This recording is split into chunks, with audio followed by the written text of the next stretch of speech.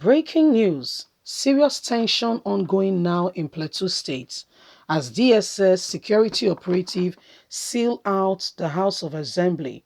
Military warns Plateau residents against self-defense being encouraged by the House of Assembly. Reason why Buhari has sent the military to seal the House of Assembly. Hello, my wonderful people.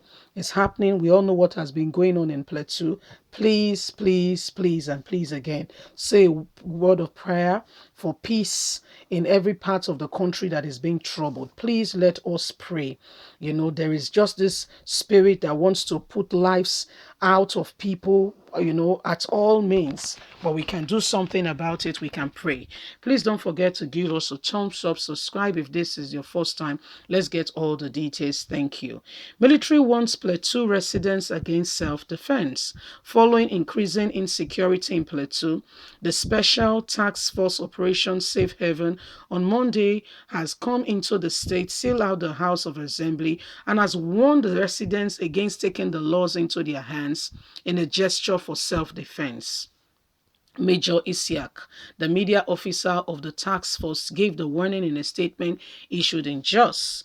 Isiak faulted the constitutional bodies put together called House of Assembly members who have called on residents of the state to defend themselves, saying such call will escalate the security challenges prevailing in the state. We have noted several reports in the media by some highly placed individuals calling on law abiding citizens of Plateau to resort to self-defending themselves in the face of security challenges experienced in the state. We wish to assure the good people of the state that OPSH is committed to protecting lives and property all over. We have improved on our response to distress call,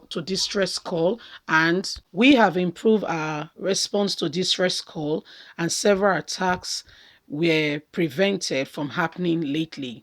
These successes were possible due to the trust and provision of timely and credible information from the good people of the state.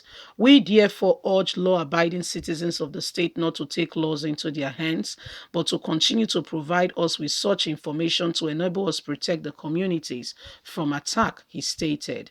The media officer also urged citizens of the state to continue to give support to security agencies towards restoring lasting peace and security in the state.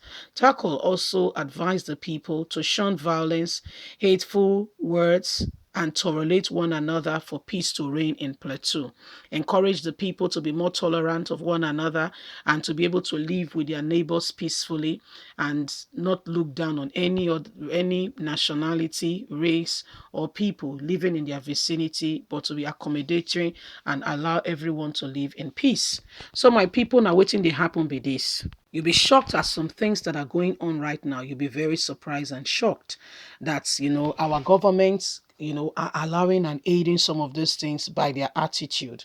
Take, for instance, what happened recently in Kaduna. Do you know if that happened in America? By chance, Joe Biden would have been making, statement, even up till today, they will still be showing it on TV. He would have still been making statements on how Americans, the military, will not allow such to happen.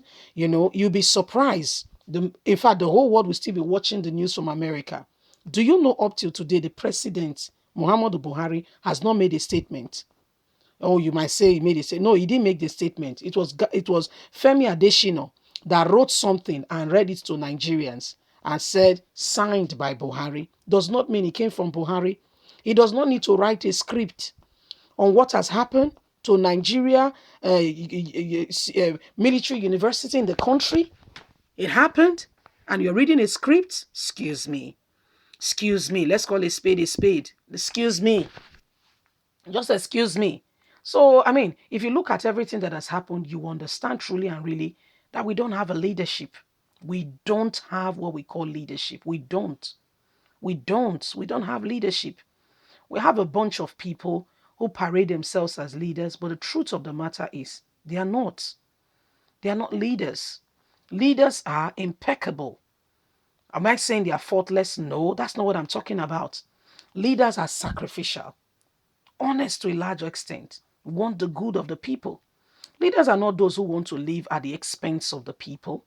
No, those are not leaders.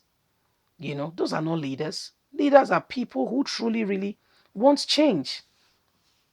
You see? And this is why we must all rise up. Oh, my people. We must all rise up. We must all rise up. With one voice as one people, we must all rise up. You know, this is terrible. This is why everybody has got a contribution to make. Everybody has got a duty to stand up, you see, and give your contribution, standing together and saying enough is enough. Why are we saying all this? With the current economic situation, what used to be 5 naira is now 20 naira.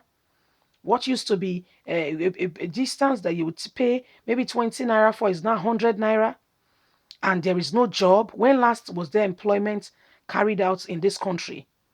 When last was the last employment carried out? So when you look at it, you understand that we are in a serious situation. Oh, a very serious one.